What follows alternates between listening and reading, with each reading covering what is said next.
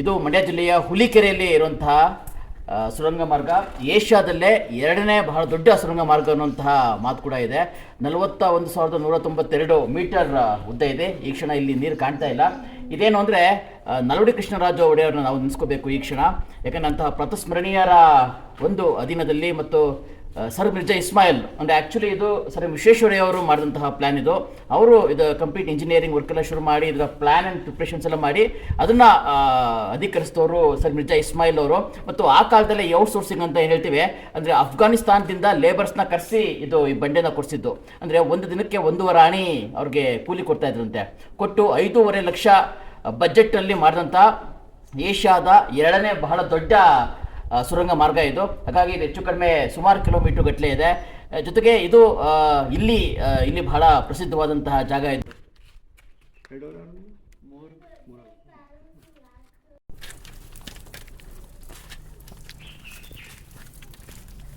ಬೆಂಗಳೂರಿನಿಂದ ಮೈಸೂರಿಗೆ ಹೋಗುವಂತಹ ಈ ಮಾರ್ಗ ಮಧ್ಯದಲ್ಲಿ ಮಂಡ್ಯದ ಹುಲಿಕೆರೆ ಅನ್ನುವಂತಹ ಈ ಗ್ರಾಮದಲ್ಲಿ ಬಂದರೆ ಈ ಹುಲಿಕೆರೆ ಟನಲ್ನ ನಾವು ನೋಡಬಹುದು.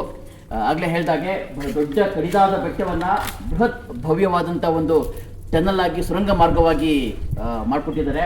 ಹಾಗಾಗಿ ಈ ಕ್ಷಣ ಅಂತಹ ಪ್ರತಸ್ಮರಣೀಯರಾದ ಸರ್ ವಿಶ್ವೇಶ್ವರಯ್ಯ ಅವರು ಇರ್ಬೋದು ಅಥವಾ ಸರ್ ಮಿರ್ಜಾ ಇಸ್ಮಾಯಿಲ್ ಅವರು, ನಲ್ವಡಿ ಕೃಷ್ಣರಾಜ ಒಡೆಯರು, ಜೊತೆಗೆ ಅದನ್ನು ಕಟ್ಟಿದಂತಹ ಲೇಬರ್ಸ್ ಇದಾರಲ್ಲ ಅವ್ರನ್ನೂ ಕೂಡ ನಾವೆಲ್ಲರೂ ಕೂಡ ನೆನೆಯಬೇಕು. ಇದರಿಂದ ನೀರಾವರಿಯ ಅನೇಕ ಸಮಸ್ಯೆಗಳು ನಮಗೆ ಬಗೆಹರಿದಿದೆ.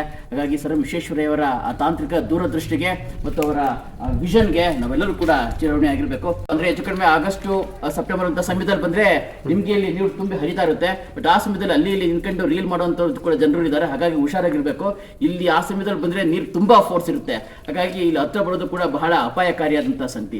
ನಾವು ಈಗ ಭೇಟಿ ನೀಡಿದ ಟನಲ್ನಿಂದ ಸ್ವಲ್ಪ ಅನತಿ ದೂರದಲ್ಲೇ ಅಂದರೆ ನಾವು ಕೂಡ ಹೋಗಿದ್ದು ಇದರ ತುದಿ ಏನಿದೆ ಅಲ್ಲಿಂದ ನಾವು ಆಗಲೇ ಶೂಟ್ ಮಾಡಿದ್ದು. ಅಲ್ಲಿಂದ ಕಂಟಿನ್ಯೂಷನ್ನು ಮತ್ತೊಂದು ಅದೇ ಹುಲಿಕೆರೆಯಲ್ಲಿರುವಂಥ ಟನಲ್ ಇದು. ಸೊ ಆದರೆ ಇಲ್ಲಿ ವಿಶೇಷ ಏನು ಅಂದರೆ ಇಲ್ಲಿ ನೀರಿದೆ. ಹೆಚ್ಚು ಕಡಿಮೆ 4 ರಿಂದ 5 ಇಂಚು ನೀರಿದೆ. ಬೇರೆ ಸಮಯದಲ್ಲಿ ಇನ್ನೂ ಬಹಳಷ್ಟು ನೀರಿರುತ್ತೆ. ಅದರಲ್ಲೂ ಸೆಪ್ಟೆಂಬರ್ ಅಕ್ಟೋಬರ್ ಅಂತ ಸಮಯದಲ್ಲಿ ಬಹಳಷ್ಟು ನೀರಿರುತ್ತೆ. ಇದು ಇದರ ಕೊನೆ ಅಂತ ಹೇಳ್ಬೋದು. ಅಂದರೆ ಹುಲಿಕೆರೆಯಲ್ಲಿರುವಂತಹ ಕೊನೆಯದಾದಂತಹ ಟನಲ್ ಇದು. ಹಾಗಾಗಿ ಸರಿಸುಮಾರು 3 ಕಿಲೋಮೀಟರ್ ಇದೆ. ಮತ್ತು ನಮ್ಮ ಶಬ್ದವು ಕೂಡ ಎಷ್ಟು ಎಕವಾಗಿ ಕೇಳಿಸುತ್ತೆ ಅಂತ ಇಲ್ಲಿ ನೋಡ್ಬೋದು. ಹಲೋ ಹಲೋ ಹಾಗೂ ಆಗಲೇ ಹೇಳಿದಂಥ ಶ್ರೀಮುರಳಿ ಅವರು ನಟನೆ ಮಾಡಿದಂಥ ರಥಾವರ ಚಿತ್ರದ ಶೂಟಿಂಗ್ ಕೂಡ ಇಲ್ಲೇ ಮಾಡಿದ್ದು.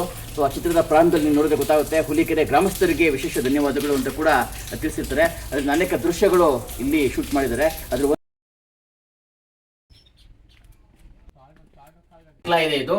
ಇಷ್ಟು ಇಂಜಿನಿಯರ್ ಕೂಡ ಅವ್ರು ಮಾಡಿದಂಥ ಏನೋ